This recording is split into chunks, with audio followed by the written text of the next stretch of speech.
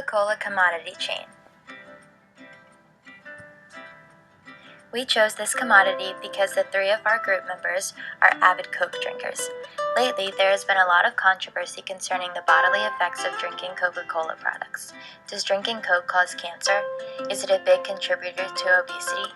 Our goal is to research the Coca-Cola commodity chain to gain further insight into the drink's popularity and its infamy. Coca-Cola began in 1886 when a pharmacist, Dr. John Pemberton, created the soft drink in Atlanta, Georgia by mixing carbonated water and a flavored syrup. Frank Robinson, Dr. Pemberton's partner, is credited with naming the beverage Coca-Cola. Dr. Pemberton died just 2 years after creating Coca-Cola.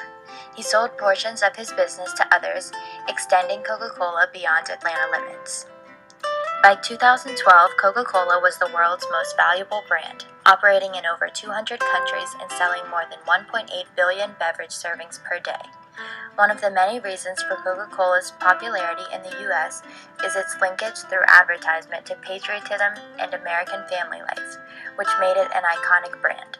For example, Coca-Cola used advertisements promoting a newly awakened patriotism in America after the terrorist attacks of September 11, 2001.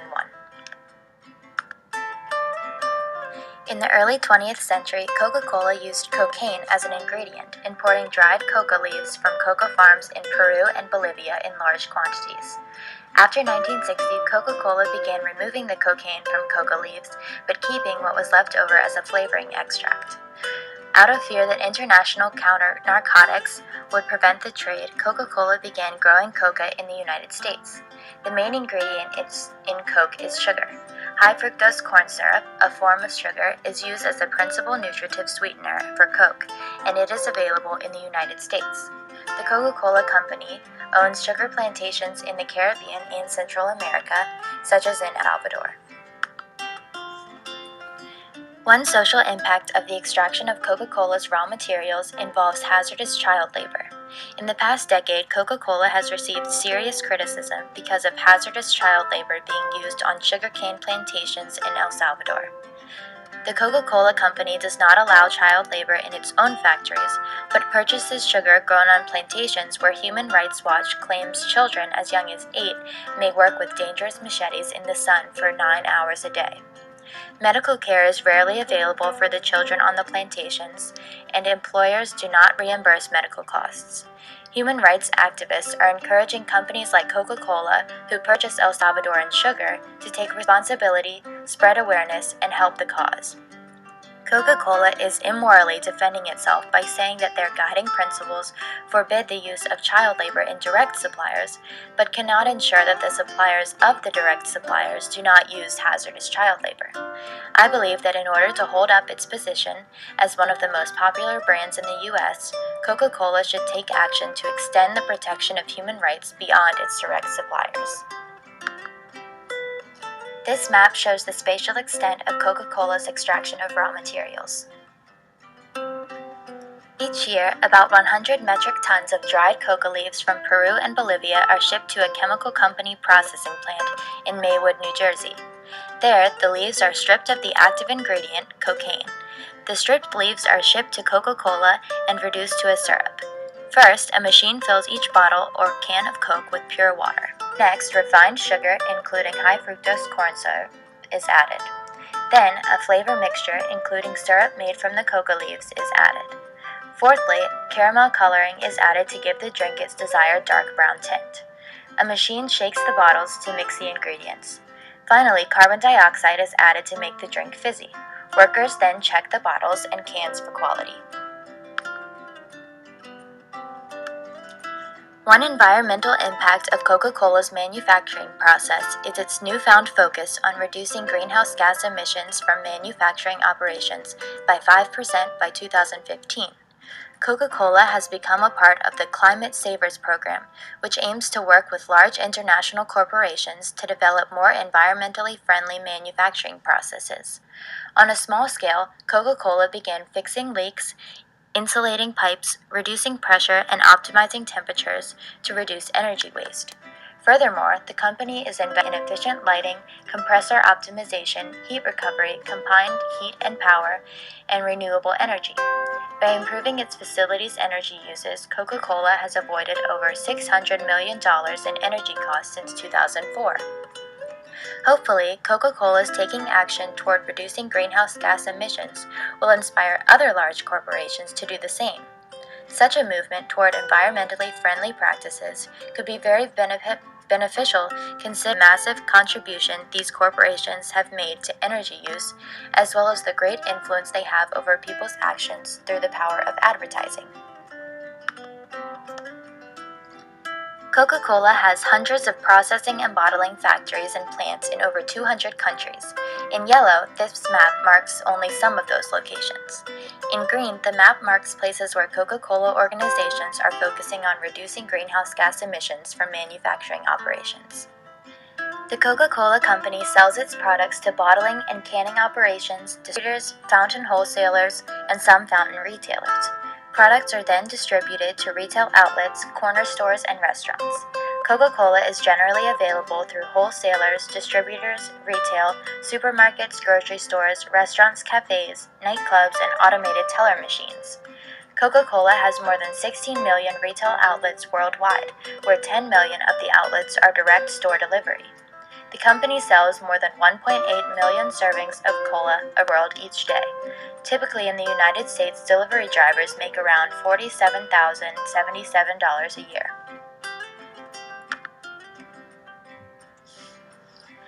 One social impact of Coca-Cola's distribution and delivery process is that which it has on local communities. Billions of servings of Coca-Cola products are sold around the world every day. Coca-Cola has been able to provide visibility as well as availability of its products all over the world, even in remote places. In other words, although Coca-Cola is a global company, its products never travel far to reach the final consumer, making it a local company in each market where it operates. The fact that products are sold and distributed locally creates local jobs for the company and therefore supports job growth for customers and suppliers. Beverage industry studies show that for every job created by the Coca-Cola industry, about 4 additional jobs are generated for suppliers and retail partners. Furthermore, Coca-Cola's local business outlook allows the company to be aware of the issues existing in local communities. In 2014, Coca-Cola donated over $41 million to support healthy, sustainable communities across North America. This map shows the levels of distribution of Coca-Cola products around the world. Coca-Cola's marketing teams are working to promote brand recognition in areas where distribution is not as high, which contributes to the company's desire to create a local company feel. When determining prices, Coca-Cola keeps in mind the demand of the public and the views of the target market. Different bottles cost different amounts depending on the materials used. Because Coca-Cola has been such a successful company for so long, they have to remain fluent and consistent with their pricing strategy. Coca-Cola's prices are similar to those of other soft drink companies for the purpose of attracting consumers. Coca-Cola has made many pricing decisions with the ultimate goal to maximize shareholder value. A quote from Pepsi Company's CEO stated, "The more successful they are, the sharper we have to be. If the Coca-Cola Company didn't exist, we'd pray for someone to invent them." Coca-Cola also uses a lower price point to influence new markets that are particularly sensitive to price. Coca-Cola uses this strategy to increase competition and raise brand awareness throughout the world population. One social impact of Coca-Cola's pricing strategy is the competition between Coca-Cola and Pepsi, two very alike soft drink companies. There are dozens of blogs, forums, and online articles that operate around the debate between Coke lovers and Pepsi lovers. From one debate, 62% of people say that Coke is better than Pepsi. One person even comments, "Taking that first sip of a cold can of Coke is so crisp and refreshing. Pepsi tastes like it's trying to replicate that and is failing miserably." The debate sparked intense competition and ultimately, perhaps without the knowledge of consumers, boosts sales for each company. People innately love competition, so why wouldn't they love to fight about which soft drink company is better? Essentially, such competition is a brilliant form of advertisement and forming awareness. Coca-Cola is the largest non-alcoholic beverage to be consumed worldwide. Excluding the US, Coca-Cola expects to increase its value with the consumption of its products by $300 billion between now and 2020. One major social impact of Coca-Cola consumption is that which it has on the health of its consumers. The average person in the US drinks about 403 Coke products per year. As Coca-Cola is such a popular beverage, and because of its high sugar content, many news networks blame the company for the obesity problem in the United States. However, Coca-Cola has recently made an effort to do their part in decreasing the well-known statistic, which says that 2/3 of American adults are either overweight or obese. In a new ad campaign, Coca-Cola names obesity the issue of this generation. Since Coca-Cola's advertising strategies have such a large impact on consumer actions, the company's brand has the power to make a change. Coca-Cola is working to reinforce efforts to work together with American communities, business, and government leaders to find significant solutions to the challenge of obesity. Coca-Cola's new campaign has recently released a commercial which begins, "For over 125 years, we've been bringing people together. Today, we'd like people to come together on something that concerns all of us: obesity." In addition, to fend off false accusations, the commercial says, "All calories count, no matter where they come from." Coca-Cola has made the decision to add calorie counts to the front of bottles and cans, making it easier for consumers to make informed decisions, and ultimately working toward reducing the obesity statistic in the US. As this map shows, the US and Mexico have the largest consumption rates of Coca-Cola, and therefore the largest purchasing rates, since people who buy Coca-Cola the most consume the most Coca-Cola. One can only imagine the number of Coca-Cola products recycled and thrown away each year. One environmental impact of the disposal and recycling process is Coca-Cola's effort to reduce waste and inspire communities to recycle. In 2005, Coca-Cola helped launch the first bottles-to-fiber recycling operation. Since then, the volume of bottles that are recycled through the program has grown from 135 tons in 2005 to 6,200 tons in 2012.